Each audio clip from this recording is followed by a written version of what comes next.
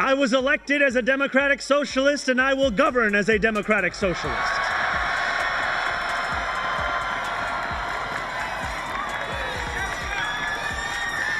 I will not abandon my principles for fear of being deemed radical. Like Zhoran's like the hangover of wokeism. Nancy is the hangover of TDS. She reminds me of the, like, I don't know, this might be too elitist, but if you belong at a co-op meeting or a condo meeting, she's one of the elderly tenants who comes in and just complains that the kids are making all this noise. She's at her wit's end. This is what an addiction to one idea gets you. Ever wonder what it looks like when a major city slowly locks itself into political gridlock? New York is living that moment right now, with Zhoran Mamdani right at the center of it. And just when it seems like things can't possibly get messier, Greg Gutfeld steps in with his trademark energy to break down exactly what's going wrong. It's like watching someone try to stop a wildfire with a watering can. Clumsy, confusing, and oddly fascinating from a distance. Gutfeld doesn't just comment on the chaos, he puts a spotlight on it, cutting through the noise with sharp humor that turns confusion into clarity and keeps viewers locked in. 2009, Zhoran Mamdani, or whatever, the Socialist Democrat nominee for New York City's mayor, identified as Black or African American when he applied to Columbia University. I guess there was no box for trust fund communist douchebag. But it didn't work. He didn't get in. He probably shouldn't have included a referral letter from this lady. Back in 2009, Zhoran Mamdani, the self-proclaimed Socialist Democrat nominee for New York City mayor, reportedly described himself in a way that raised eyebrows during a college application. Gutfeld wasted no time jumping on it. The joke hits fast, and the audience reaction says it all. But once the laughter dies down, Gutfeld pivots to the real issue. Mamdani entered politics armed with sky-high promises. Affordable housing, safer streets, reliable transit, the full checklist. On paper, it all looked impressive. In reality, the results tell a very different story. Gutfeld cuts straight through the image, exposing the growing gap between bold slogans and actual outcomes. And as he makes clear, that gap is enormous. Democratic Socialist Zhoran Mamdani has been elected the mayor of New York City. You know, I never thought I'd be reminiscing about the good old days when Son of Sam was my dog walker. I haven't seen this many depressed New Yorkers since it got too chilly for me to wear bike shorts. Subtlety has never been Gutfeld's strength, and that's exactly why this segment lands. He doesn't dance around the problems. He charges straight into them, pointing out how New York appears to be losing money, momentum, and confidence all at the same time. Watching it unfold feels like someone juggling flaming swords while blindfolded. Except the swords are crime data and infrastructure failures, and the blindfold is political denial. Gutfeld's message is simple. When leadership refuses to face reality, disorder doesn't just spread, it multiplies. Zhoran says he doesn't consider himself black at all. I guess it was that Justin Trudeau kind of black, where you just wipe it off at the end of the day. But it raises the often ignored question. How can you claim to be oppressed when you know the claim gets preferential treatment? I mean, why would anyone voluntarily choose an identity that supposedly holds you back unless you knew it could actually move you forward? So he saw the grift, using a false disadvantage to actually get ahead. Gutfeld then zeroes in on contradictions that critics say are routinely ignored. He raises uncomfortable questions about identity, incentives, and credibility, noting how certain claims seem to surface only when they're politically useful. From there, he pulls back to the bigger picture. Mamdani talks reform with polished language, but life across the city tells another story. Crime trends upward.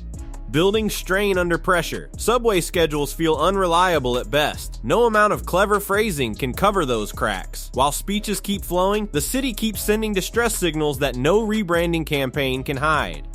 Mean? Is it an omen of a woke future or a ghost of a woke past?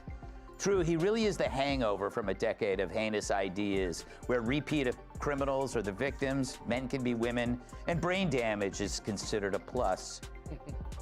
But in this election, the votes cast were over 90% Democrat. That's one-party rule, a monopoly, which means it was a choice between bad and worse because there is no counterpoint to balance against extreme. This is where Gutfeld is at his best. He's not just listing problems, he's dismantling what he sees as the performance of leadership without results. Each joke works because it's rooted in lived reality. New Yorkers have heard promises from every angle for years, yet real progress remains hard to find.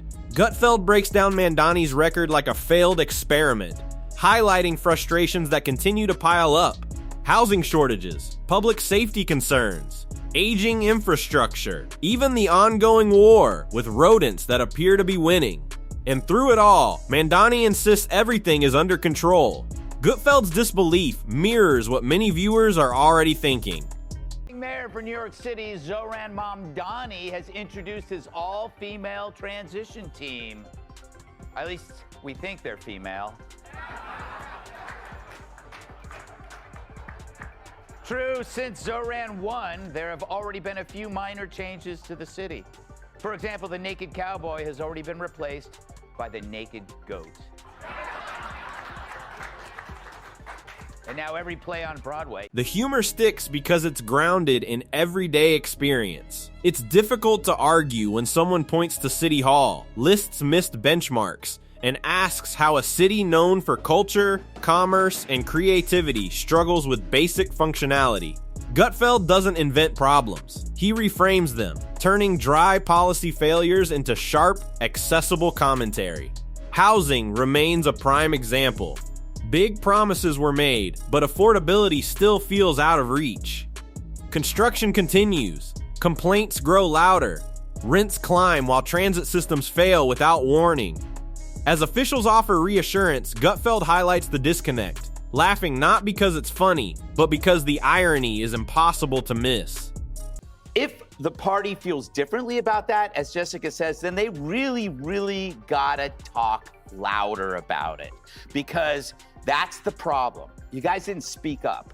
You grew this monster because you were too scared to discipline it as it expanded into every facet of our lives. Imagine if you had nipped wokeism in the bud rather than waiting for us to slay it with Trump. The Democratic Party are like parents of a criminal teen who raised him without any discipline or common sense, and then you released him into the wild, i.e. our world, and now we have to deal with it, and now you're going like, yeah, I predict that when he gets the nomination, Public perception, meanwhile, continues to unravel. Supporters urge patience, repeating that change takes time. But the city isn't standing still. It's actively slipping backward. Gutfeld makes sure that reality stays front and center. Delays, mismanagement, unintended consequences, all laid out without sugarcoating. He exposes contradictions where equity is promised, but bureaucracy expands, and opportunity is preached while results worsen. New York has always turned chaos into culture, but under Mamdani that chaos is starting to look far more troubling. Gutfeld amplifies these moments, delivering a running commentary on urban dysfunction wrapped in biting satire. he was lying to get what he wanted. Like when I used to tell women that I love them. He wasn't confused, he was calculating. Mamdani knew that applying while black could be a ticket past the velvet rope of Ivy League admissions. And that was in 2009. Since then, identity politics has exploded into a full-blown access pass for corporations, schools, girls' locker rooms. What makes the segment work so well is momentum. Gutfeld doesn't rely on a single punchline. He stacks failures one on top of another, building a case that becomes impossible to ignore. Each policy misstep feeds the next, forming a clear and troubling pattern. He connects the dots with ease, revealing a city buckling under the weight of its own contradictions. The humor sharpens as the stakes rise. Officials hold safety meetings while crime increases. Promises quietly disappear. Political maneuvering gets exposed in real time. The audience laughs, but the message lands hard. It seems Zhoran was handpicked. By who? Who knows? We know it wasn't for his resume. He didn't have one. He's a hard left socialist with no managerial background, a disdain for capitalism and Jews. He's no different than a trust fund protester, except with a PR team and Soros's credit card. He's not even qualified to be my pool boy. Definitely not strong enough to lift me. As the segment unfolds, it becomes clear this isn't just a local story. It's a snapshot of governance under pressure. Gutfeld lets viewers watch ambition collide with reality, optimism crash into accountability, messaging lose to math. The laughter uncovers uncomfortable truths. Housing initiatives stall, public safety pledges fade, infrastructure projects drag on endlessly. Each breakdown feeds a broader narrative of mismanagement that Gutfeld dissects with precision. It's satire doing serious work, reminding viewers that behind every joke are real consequences for the people who live and work there.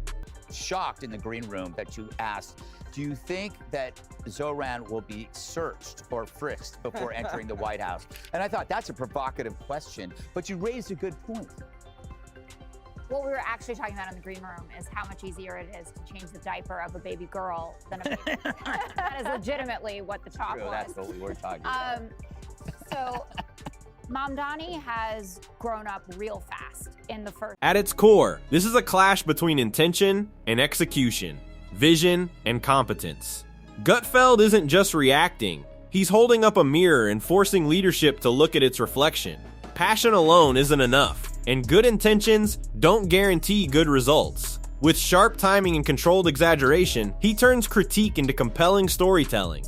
The tension builds steadily, pulling viewers in with every observation. Even those far from New York recognize the irony. Each moment reinforces the last, creating a narrative that's difficult to look away from.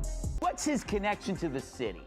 Ask him what he loves most about New York, he'll probably say diversity. The fact that you can dine in Chinatown or Little Italy, then get mugged in 80 different languages. But diversity is not what made New York great. It's one result of the system that enabled it. Capitalism, trade, industry, which attracts people like my natural musk on a hot subway. But for leftists like Zhoran, they only see the goals, not the systems. If he had been Christian who celebrated Christmas, he might never ever connect that those gifts under the tree were there because of his parents' hard work. Nope, to him, the free stuff just appears. In this case, Santa is socialism and the taxpayers are the elves. And the real brilliance lies in how it all escalates. Gutfeld never lets the audience get comfortable. Each contradiction fuels the next reveal. Each failure becomes another thread in a larger tapestry of dysfunction and wit. By the end, it's more than commentary. It's a full spectacle, blending comedy with critique. Viewers laugh, cringe, and wonder how a city this massive keeps running. Through razor-sharp humor, Gutfeld turns unraveling governance into must-watch content.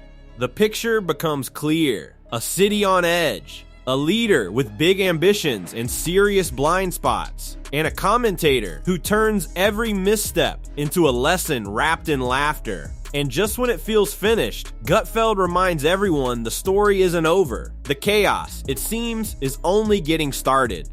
And that brings us to the end of today's video. If you enjoyed it, hit the like button and subscribe for more content like this. Thanks for watching, and I'll see you in the next one.